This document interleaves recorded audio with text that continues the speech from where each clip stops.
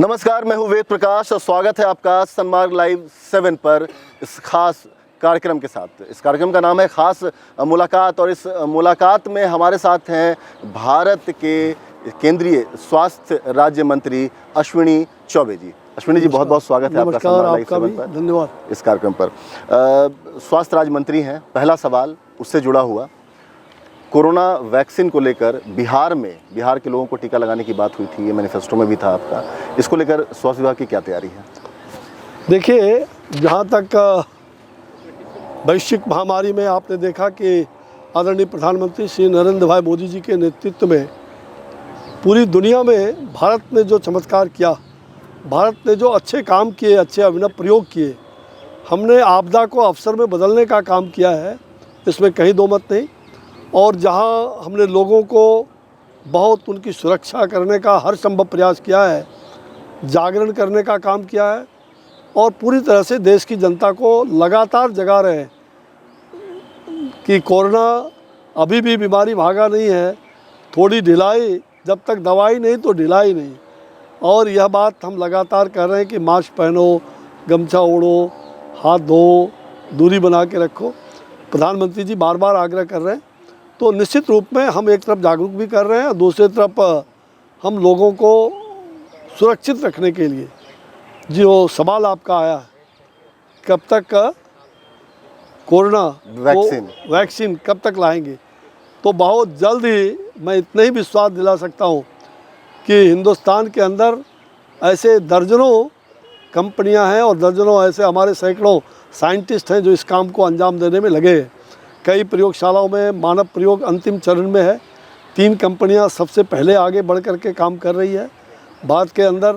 और मुझे चाहे भारत बायोटेक हो या सीरम, इस प्रकार की जो भी कंपनियां, अब तीसरा जो प्रयोग अंतिम प्रयोग के रूप में पटना एम्स में भी इस प्रकार के कई 12 संस्थानों में वो चल रहा है। इतना आप कह सकते हैं कि सबसे ज़्यादा विश्वसनीय, सुलभ और सस्ता ये विश्व में भारत का होगा। और निश्चित रूप से भारत का जो ये कोरोना को से लड़ने के लिए जो कोविड-19 का जो वैक्सीन तैयार हो रहा है, प्रधानमंत्री जी की जो बहुत अग्रिम सोच थी और वैज्ञानिकों ने जो इस काम को अनूठा प्रयोग करके जो एक मूर्त रूप देने का प्रयास चल रहा है, मुझे विश्वास है कि बहुत जल्द, चंद महीनों में हमारा ये कोरोना वैक्सीन सभी लोगों के लिए फेज वाइज शुरू हो जाएगा। एक आपके मैनिफेस्टो में इस बात की घोषणा हुई थी चुनाव से पहले, जब बिहार में बीजेपी ने मैनिफेस्टो जारी किया था, वित्त मंत्री निर्मला सीतारमण आई थी पटना, कहा था उसमें मैनिफेस्टो में ये था कि बिहार में लोगों को, तमाम लोगों को मुफ्त में वैक्सीन दिया जाएगा।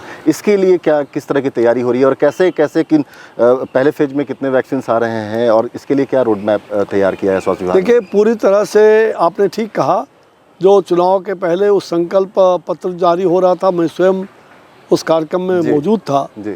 और स्वास्थ्य मंत्रालय ने पूरी तरह से, भारत सरकार ने राज्य सरकारों से भी बातचीत शुरू किया है और हम लगातार राज्य सरकारों के साथ सहयोग करके, और जो संकल्प पत्र में हमारा है, हम बिहार वासियों को कहना चाहते हैं कि जहाँ हम संपूर्ण देशवासियों के लिए केंद्र सरकार संकल्पित है, हर राज्य के मुख्यमंत्री के साथ बातचीत करके, विपक्षी दलों के साथ बातचीत करके प्रधानमंत्री जी ने वैक्सीन कैसे सुलभ हो, क्या उसकी व्यवस्था हो सकती है, देशवासियों को इसकी जानकारी दिया है। और स्वयं प्रधानमंत्री जी वैक्सीन की यात्रा करके उनके मनोवैज्ञानिक रूप से भी और हर तरह से उनको हम कह सकते हैं कि एक अच्छा समूह, सभी साइंटिस्ट जो हमारे इस काम में लगे हैं, उनको उत्साहवर्धन किया है। और जहाँ तक चंद महीनों में हमने ये तैयारी किया है कि जहाँ भी हर डिस्ट्रिक्ट के अंदर राज्य सरकार, मैं कल भी बिहार के पदाधिकारियों के साथ बातचीत कर रहा था, तो राज्य सरकारें जगह जगह तैयारी लगी हुई है। वैक्सीन का कहाँ उनके स्टोरेज होंगे, क्या मशीनें ज़रूरत होगी, किस प्रकार को, ताकि वैक्सीन ख़राब ना हो, उसके लिए कितने टेम्परेचर पर कब रखा जाएगा, ये सारे संयंत्र बिहार सरकार ने भी भेजा और राज्य सरकारों का आ रहा है। इस महीने तक लगभग सभी का ये वैक्सीन के बारे में जो भी चाहिए उनको स्टोरेज करने के लिए, भंडारण के लिए, तो उसकी तैयारी के लिए पहला राउंड हम लोग ये बातचीत शुरू कर रहे हैं। जिला स्तर पर उसकी तैयारी भी हो रही है और उसका रिपोर्ट अंतिम दिसंबर तक, जनवरी के प्रथम सप्ताह में भारत सरकार को सभी राज्यों से प्राप्त हो जाएगा। और आपकी जानकारी के लिए कि हम लोगों ने उसके लिए टास्क फोर्स बनाया है प्रधानमंत्री जी के मार्गदर्शन में स्वयं वो उसकी समीक्षा भी कर रहे हैं, नीति आयोग, स्वास्थ्य मंत्रालय। और निश्चित रूप से हम उस टास्क फोर्स के माध्यम से सबको सस्ता और सुलभ, और बिहार में जो हमने कहा कि मुफ्त देंगे संकल्प पत्र में, तो निश्चित रूप में बिहार सरकार के साथ भी इसकी वार्ता हो रही है। और हम सबसे पहले कोविड वॉरियर्स है, जो हमारे चिकित्सा कर्मी, स्वास्थ्य कर्मी, ऐसे लोग जो हमारी आशा, ऐसे भूमिका निभाई, जो जिनकी भूमिका रही है, जिन्होंने हमारी रक्षा करने में अहम भूमिका अदा किया है कोविड से लड़ने में, तो पहले ऐसे लोगों को, साथ साथ जो फ्रंट वर्कर्स हैं, चाहे वो सेना के जवान हो, सिपाही हो, आरक्षी हो, तो फ्रंट लाइन वाले को भी हम प्रायोरिटी देंगे। और फिर उम्र दराज लोग जो 60 से ऊपर के लोग हैं, उसका क्राइटेरिया तय किया गया। 50 साल के नीचे वाले का जो कोई बीमार हैं, किसी प्रकार के शिकार है, तो ऐसे लोगों की क्राइटेरिया तय है। और उसके लिए सभी जगहों पर देश भर में बूथ, जैसे इलेक्शन का बूथ होता है, उस तरह से बूथों की रचना होगा। और हर एक बूथ पर फिलहाल पहले फेज में हम लोग 100 लोगों को एक बूथ पर देने की बात सोच रहे हैं। उस पर आगे और भी पहल किया जाएगा और उसको बढ़ोतरी और जो भी है हम लोग आगे करते जाएगा। सर एक सवाल स्वास्थ्य से ही जुड़ा हुआ है। आप बिहार के भी स्वास्थ्य मंत्री रह चुके हैं, यहाँ भी संभाल चुके हैं स्वास्थ्य मंत्रालय, केंद्र में इस वक्त आप स्वास्थ्य राज्य मंत्री हैं। जाहिर सी बात है, अपेक्षाएं बढ़ती हैं लोगों की। बिहार में स्वास्थ्य सिस्टम छुपा नहीं है, आप भी जानते हैं, सब जानते हैं। कहीं डॉक्टर की कमी, कहीं पे सिस्टम, अस्पताल में सिस्टम बदहाल है। इसको ठीक करने के लिए और दुरुस्त करने के लिए केंद्रीय स्वास्थ्य मंत्रालय का कोई रोड मैप तैयार किया? नहीं, बहुत अच्छा वेद प्रकाश जी आपने सवाल रखा है। पूरे हिंदुस्तान में आपकी जानकारी के लिए ये सही है कि आज 10 लाख के लगभग हमारे चिकित्सक हैं, हमारे पैरामेडिकल स्टाफ भी लाखों की संख्या में है, किंतु आज भी हमें उसकी कमी जगह जगह दिखाई पड़ रही है। हमारे जो चिकित्सक हैं राज्य के अंदर या देश में जो भी, तो उसमें कैसे बढ़ोतरी हो। आपने देखा कि 2014 में जब हमारी एनडीए की सरकार बनी तो बराबर प्रधानमंत्री जी की इस पर चिंता रही और हमने मेडिकल कॉलेज बढ़ाने का काम किया। 3 साल में 157 मेडिकल कॉलेज देश को दिया है। पिछले दिनों 75 मेडिकल कॉलेज हम लोगों ने दिया। बिहार में 8 मेडिकल कॉलेज हम लोगों ने स्वीकृत किया है। आपकी जान का 5 पहले फेज में, 3 इस बार। और बिहार सरकार जहाँ पहले 5-6 मेडिकल 6 मेडिकल कॉलेज था, हमने पटना एम्स पहले 22 एम्स हमने दिया है पूरे देशवासियों को, जिसमें बिहार को 2 एम्स अटल जी की देन थी, पटना एम्स, और फिर दूसरा एम्स प्रधानमंत्री नरेंद्र मोदी जी ने आज उसकी स्वीकृति पहले कैबिनेट में हो गई थी। आज मैंने उसकी कल समीक्षा भी किया है और एम्स के लिए जल्दी हम उस पर उसकी समीक्षा बैठक वहाँ करने जा रहे हैं दरभंगा में, और पूरी तरह से प्रधानमंत्री जी के कर कमलों से जल्दी उसका शुभारंभ भी होगा। PMSSY जो योजना हमारी है देश में 75 मेडिकल कॉलेज को अपग्रेड करना, तो हम अगले आने वाले 1 साल से 3 साल के अंदर 1 लाख डॉक्टर हम कैसे तैयार कर लें। तो हमने सारे सिस्टम, आपने देखा कि पहले जो मेडिकल काउंसिल ऑफ इंडिया था उसको भंग किया और पूरी तरह से मेडिकल कमीशन बनाया है और उसके तर्ज पर काफ़ी अच्छे काम हो रहे हैं। चिकित्सकों की फौज तैयार हो रही है, पैरामेडिकल स्टाफ, और उनके भी जो कुछ उनके लिए कानून का और कुछ रूप और बने, और वह भी हम लोगों ने पार्लियामेंट में रखा था, अभी वो पास नहीं हो पाया एलाइड स्टाफ के लिए, जो हमारे पैरामेडिकल स्टाफ के लिए। तो हम सब लोगों ने उसकी तैयारी किया है और पूरी तरह से चिकित्सा कर्मियों की कमी ना हो देश में और राज्यों में, उसकी व्यवस्था पूरी तरह हो रही है। आने वाले 2023-24 तक आपको मैं कह सकता हूँ कि डॉक्टरों की पर्याप्त संख्या में, बिहार ही नहीं पूरे देश में उसकी संख्या बिहार से लेकर के देश में सभी जगह बढ़ोतरी होगी। चलिए ठीक है, ये अश्विनी जी हमारे साथ हैं अभी। यहाँ पर एक छोटा सा ब्रेक हमें लेना पड़ेगा और ब्रेक से जब लौटते हैं तो कुछ और सवाल हैं, वो अश्विनी जी से उनका जवाब लेंगे।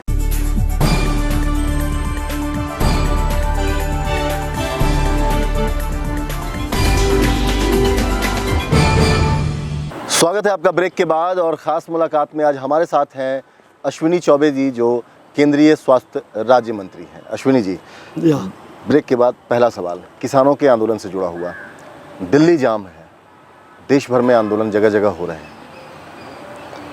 देखिए, हम सब लोगों ने पिछले दिनों किसान विधेयक का पार्लियामेंट में लाया, दोनों सदनों ने भारी बहुमत से इसको स्वीकार भी किया, और जो किसानों के पहले कमेटी बनी थी, ये जो तीनों विधेयक हमारे हैं, ये पहली बार आज़ादी के 70 सालों के बाद किसानों के हित का ये विधेयक है, कानून जो रूप ले लिया है, और हमने किसानों के लिए जो कानून बनाया है उनकी आय कैसे दुगुनी हो, उनका जो वस्तु है, जो पदार्थ है, जो उपभोक्ता के नाते जो उनका फसल है वो कैसे लाभकारी दाम उनको मिले।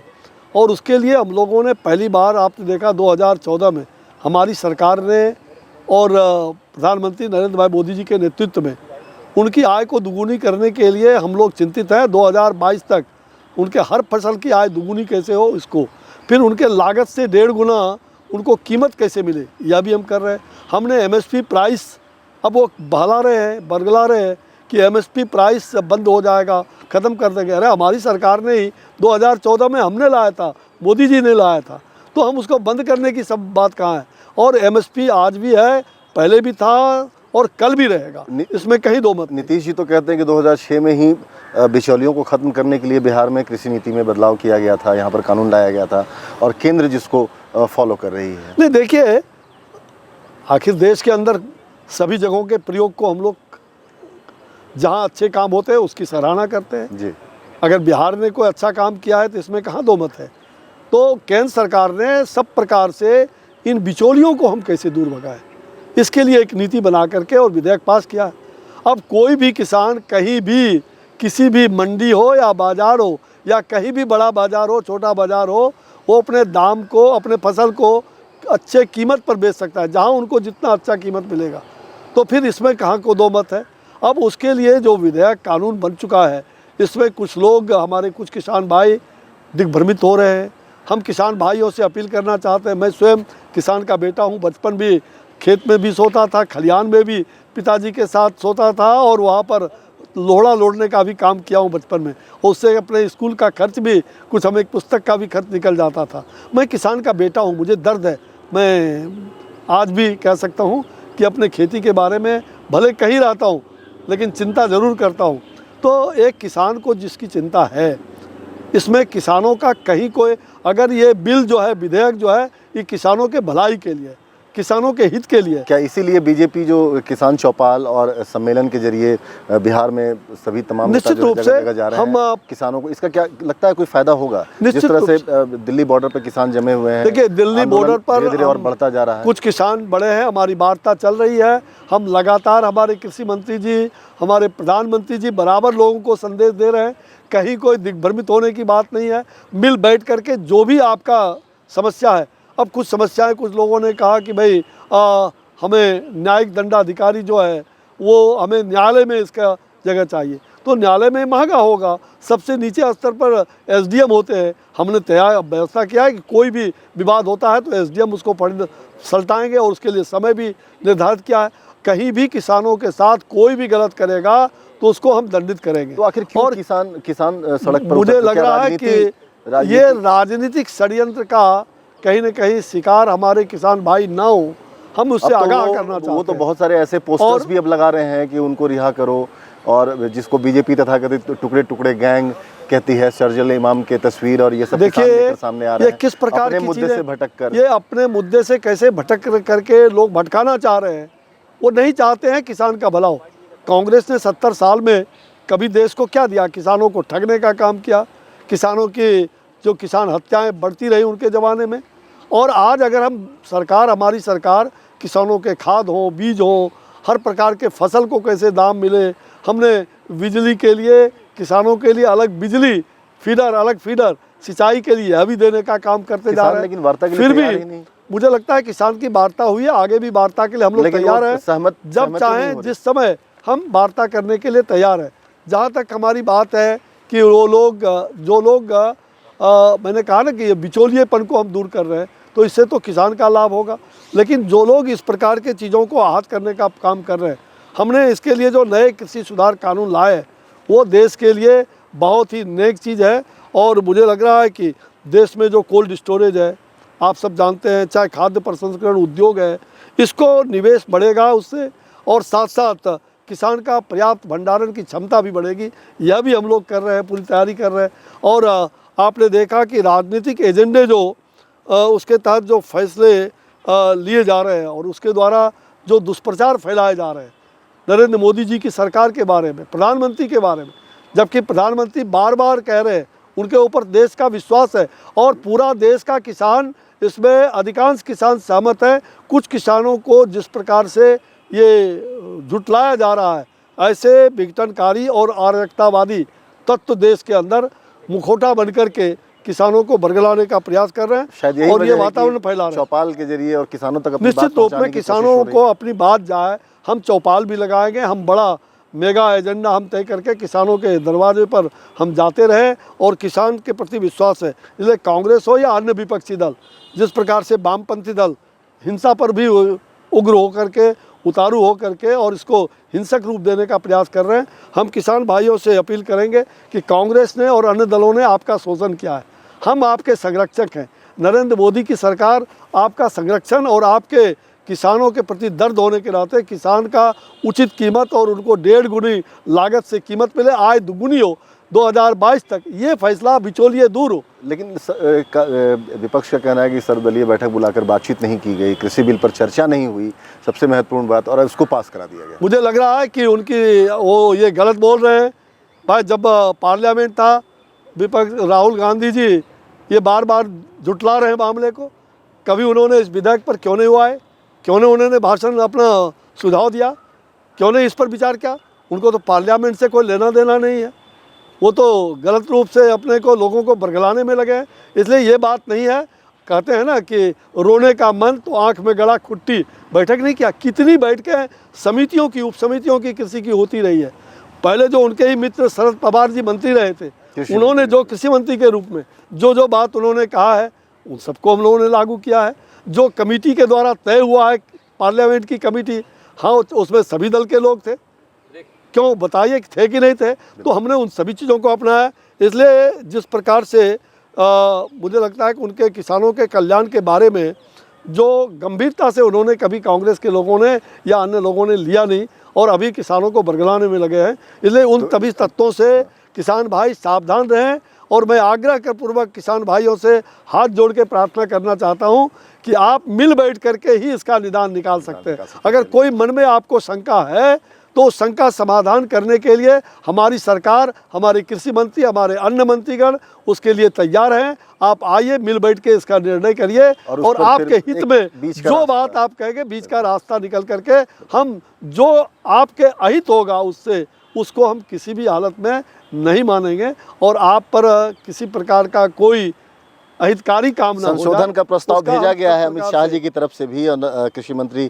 तोमर जी की तरफ से भी, लेकिन किसान तैयार नहीं है सुनने के लिए। उनका कहना है कि बिल को रद्द किया जाए। बहरहाल इस पर बातचीत जारी रहेगी, अश्विनी चौबे जी के साथ बातचीत जारी रहेगी। एक छोटा सा ब्रेक हमें और लेना पड़ेगा यहाँ।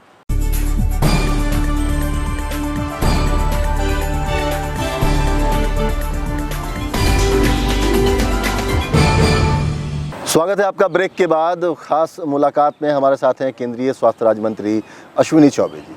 अश्विनी जी, ब्रेक के बाद आपका भी स्वागत है एक बार फिर से। धन्यवाद। एक सवाल अब बिहार के कंटेक्स्ट में अगर बात की जाए, सबसे महत्वपूर्ण सवाल, अपराध बेलगाम।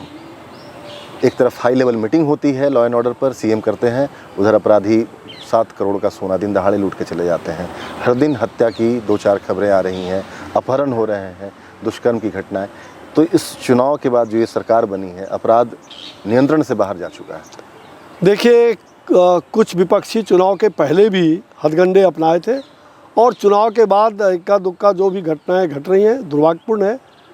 हम उसकी पूरी तरह से, हमारी बिहार की सरकार और सचेत है, जागरूक है। हमारे तमाम छोटे पदाधिकारी से लेकर बड़े पदाधिकारी तक और ऊपर से लगाम लगाने की तैयारी ऐसे लोगों पर, खास करके जो गुंडे तत्व हैं, जो अपराधी हैं, जो लूट मचा रहे हैं। लूट की छूट किसी को नहीं, चाहे वो किसी तरह का लूट, चाहे जनता का लूट हो या सरकारी लूट, कोई लूट की छूट इस देश के अंदर और इस राज्य में किसी की नहीं। और मुझे लगता है कि अपराध पर हमने, हमारी एनडीए की सरकार जब 2005 में थी, हमने उसमें भी नियंत्रित किया था। आज भी हमारी सरकार ने, मुख्यमंत्री जी ने फास्ट ट्रैक का भी गठन पहले किया है और हमने सज़ा भी दिया अपराधियों को। उससे कम समय में हम सज़ा भी देने का काम कर रहे हैं। लेकिन जो भी हत्या, अपराध, गुंडों की राजनीति करने में लगे हुए हैं, ऐसे तत्वों को हम चुनौती के साथ चेतावनी देना चाहते हैं कि वो अब हथियार छोड़ के कलम की बात करें, विकास की बात करें, बिहार विकास की ओर अग्रसर है। हमारे प्रधानमंत्री नरेंद्र भाई मोदी जी देश के साथ साथ बिहार का विकास चाहते रहे और बिहार के लिए असली नरेंद्र बिहारी भी हम लोग कह रहे हैं कि बिहार के प्रति उनका इतना ध्यान है। तो आप सभी लोग जो लोग इस बात को जानते हैं, इसकी जिम्मेदारी तो कहीं ना कहीं बनती है ना। आप चुनौती देकर और विपक्षी दलों की साजिश का हवाला देकर इनसे पल्ला तो नहीं झाड़ा जा सकता, क्योंकि अपराध तो निश्चित तौर पे इस वक्त जो स्थिति है बिहार की, डर एक बार फिर से वो जंगल राज का जो डर था जिसको हाई कोर्ट ने संज्ञा दी थी, फिर से वो लौटता हुआ। देखिए, हम किसी तरह किसी भी कीमत पर जंगल राज को आने नहीं देंगे। ये बात तो विश्वासपूर्वक बिहार की जनता को हम विश्वास दिलाना चाहते हैं कि हमारी बिहार की सरकार, हमारी भाजपा एनडीए की सरकार, हम अपराध को कभी पलने फूलने ना दें। उसके लिए जितनी प्रकार की तैयारियां हमारे प्रशासन शासन के लोग कर रहे हैं और छोटे स्तर पर भी उनको इसको पूरे ध्यान देने की आवश्यकता है, चाहे एसपी हो, चाहे थाने के थानेदार हो। निश्चित रूप से अपराधियों पर और ऐसे लोगों पर अंकुश लग रही है। आगे और भी बड़े पैमाने पर उसकी तैयारी हो करके और हम उसको निपटने का प्रयास कर रहे हैं। मुझे विश्वास है कि ये गुंडागर्दी भी समाप्त होगा, अपराध भी रुकेंगे और कहीं न कहीं उस पर लगाम लगाने की तैयारी बिहार सरकार पूरी तरह से प्रयास में लगी हुई है। चलिए ठीक है, अब मंत्रिमंडल विस्तार पे बात करते हैं। पेच फंसता हुआ दिख रहा है। जेडीयू आधे सीट की अब बात हो रही है। एलजेपी को एक वजह बता रहे हैं कि एलजेपी बीजेपी की सहयोगी पार्टी है जिसकी वजह से उसे हार का सामना करना पड़ा। अब जो मंत्रिमंडल का विस्तार होने वाला है उसमें आधे सीट की बातें सामने आ रही है। देखिए, कहीं कोई बात की सामने न आपको मालूम है न हमको मालूम है। सही बात तो ये है कि जो एजेंडा हमारा है, चुनाव के पहले जो एजेंडा था, उस एजेंडे के अनुसार हमने सरकार बना लिया और निश्चित रूप में हमारी सरकार जब बनी है तो हम अपने ढंग से मुख्यमंत्री जी, बिहार सरकार के हमारे उप मुख्यमंत्री हों, यहाँ के पार्टी के दोनों दल के नेता हों, मिल बैठ करके उनसे लगातार हमारे केंद्रीय नेतृत्व के लोग विचार कर रहे हैं और जब समय आएगा तो आप देखिएगा चुटकी मारते ही हमारा सब काम सफल हुआ है, आगे भी हम सफल होंगे। कहीं कोई प्रकार का आपस के अंदर कोई भी भेदभाव नहीं है। स्वहर्ष ठीक है, बिल्कुल सही है, स्वीकार किया है लोगों ने, करेंगे। एलजेपी को लेकर बीजेपी का स्टैंड क्यों नहीं क्लियर है? भाई देखिए, हमारा स्टैंड शुरू से क्लियर है। एलजेपी हमारे बिहार में चुनाव में पार्टनर नहीं थे और मैं बराबर व्यक्तिगत रूप से मैं कहते रहा हूँ और मैं उसका बराबर पक्षधर भी रहा हूँ कि शायद आज अगर हम लोग लोकसभा के तरह चुनाव लड़े रहते तो आज बिहार के अंदर दूसरी फिजा हो जाती, हम 3/4 बहुमत से भी जाते, आगे जाते। इसलिए जो कुछ भी हुआ, जो भी भूल हुई, उस भूल को सुधारने की ज़रूरत है। जो गलतियां किया है उनको गलती को बार बार ना हो, इसको सुधारने की ज़रूरत है, चाहे जिन्होंने भी गलती किया। और मुझे लग रहा है कि अब हमारे जो पार्टनर हैं केंद्र में, ये नेतृत्व हमारे केंद्रीय नेतृत्व सब चीज़ों का आकलन कर रहे हैं और वहाँ हमारे एनडीए के वो पार्टनर अभी तक वो हैं, इसमें भी कहीं दो मत नहीं। राज्य के चुनाव में हमारे पार्टनर नहीं थे इस बार, दुर्भाग्य से, तो इसमें कहाँ दो मत है। हमने कोई छिपा के कोई एजेंडा नहीं रखा, हमने उस समय भी विरोध किया। आपने देखा कि हमारे कई कार्यकर्ता, उसके कारण हमको भी नुकसान हुआ। ऐसा नहीं कि केवल जदयू को नुकसान हुआ है, लेकिन जदयू को ज़्यादा हुआ, भाजपा को भी हुआ। और भी हुआ है, अब ये तो छोड़ दीजिए, कई बार तो ये भी होता है, इसको कहने की ज़रूरत नहीं है। अब कई घटक दल के कई लोग किससे किनका फ़ायदा हुआ ये सब जानते हैं और मैं तो इतना ही कह सकता हूँ कि इसमें पूरी एनडीए हमारी जो थी सशक्त रूप से चुनाव लड़े। हमारे मुख्यमंत्री का चेहरा हमने छवि दिया और प्रधानमंत्री श्री नरेंद्र भाई मोदी जी का अथक परिश्रम इस चुनाव को आगे बढ़ाने में कामयाब रहे और हम सफलता हासिल। मिनिमम प्रोग्राम अभी तक आप लोग का, चूंकि सभी सारे प्रोग्राम हमारे पहले से तय हैं और वो कहीं कोई कॉमन मिनिमम प्रोग्राम भी तय है, हम उसके आधार पर काम कर रहे हैं। हमारे एजेंडा पहले से तैयार हुए हैं, पहले से काम कर रहे हैं, बार बार उसको बताने की ज़रूरत नहीं है और मुझे लग रहा है कि सारे काम अच्छे ढंग से चलेंगे, अच्छे ढंग से हो रहे हैं और आगे भी और कैसे अच्छे हों हम उसकी तैयारी कर रहे हैं। चलिए, अब एक आखिरी सवाल अब आपसे करेंगे इस सवाल पर। पश्चिम बंगाल के मुद्दे पर लगातार वहाँ पर बीजेपी नेताओं और कार्यकर्ताओं पर हमले हो रहे हैं, हत्या भी हो रही हैं, अपराध बेलगाम है। क्या इसे राजनीतिक अपराध का रूप आप देते हैं या फिर इसको किस रूप में देखते हैं? नहीं, देखिए, जिस प्रकार से बंगाल में हत्या और हिंसा की राजनीति हो रही है, इसको कभी भी स्वीकार नहीं किया जा सकता है और इसकी पूरी देशवासियों ने ये निंदा भी किया है, अति निंदनीय है।